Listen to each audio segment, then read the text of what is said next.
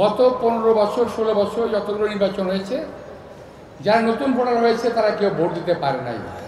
শহীদ রাষ্ট্রপতি বাংলাদেশকে সারা বিশ্বের দরবারে পরিচিত করেছেন বিভিন্নভাবে, রাষ্ট্রনায়ক হিসেবে, দেশ নায়ক হিসেবে, অর্থনীতিবিদ হিসেবে এবং দারিদ্র্য মোচনের লক্ষ্যে তিনি যেভাবে উন্নয়ন যে কাজ করেছিলেন।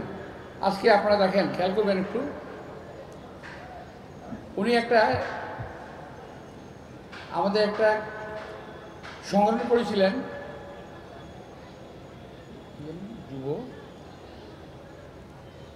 যুব উন্নয়ন কমিটি করেছিলেন আমাদের ওই সময়। আর যুব মন্ত্রণালয় করেছিলেন শহীদ রাষ্ট্রপতি জিয়াউর রহমান, মহিলা মন্ত্রণালয় করেছিলেন শহীদ রাষ্ট্রপতি জিয়াউর রহমান। এই যে আজকের গার্মেন্টস, সেটাও জিয়াউর রহমানের অবদান। মুক্তিযোদ্ধা মন্ত্রণালয় করেছেন শহীদ রাষ্ট্রপতি জিয়াউর রহমান।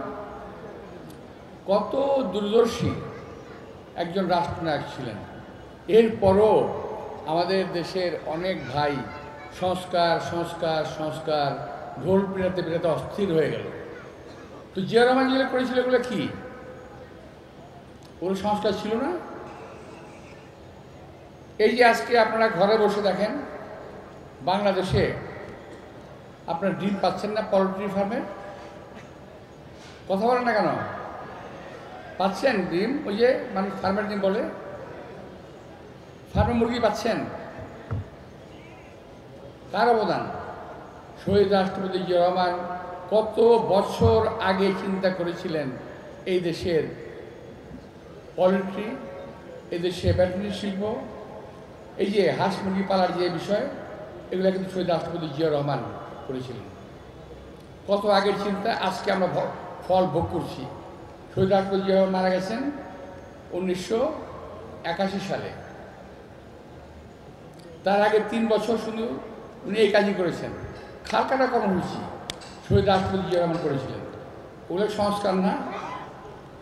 আর এখন সংস্কার সংস্কার বলে একদল লোক পাগল হয়ে যাচ্ছে।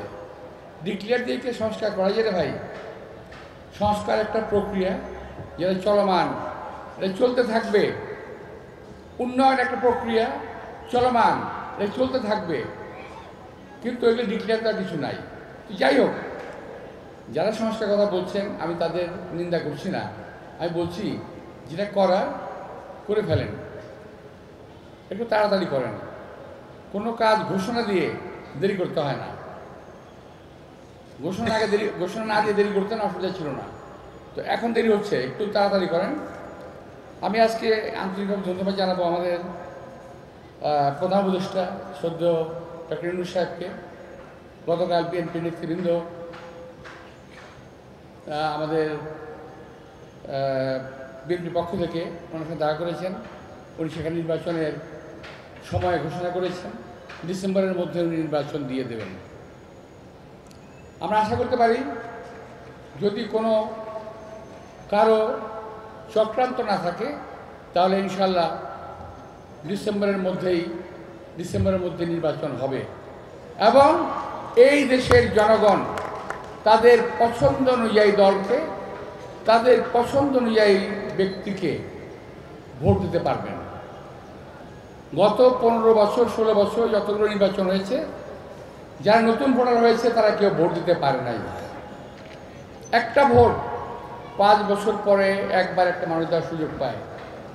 সেটা একটা ঈদের আনন্দের মতো উৎসব করে আমাদের দেশে মানুষ ভোটটা দেয়। আমার দেশের না, পৃথিবীর সব দেশের মানুষ। কিন্তু সেই ভোট থেকে আমাদেরকে বঞ্চিত রাখা হয়েছে।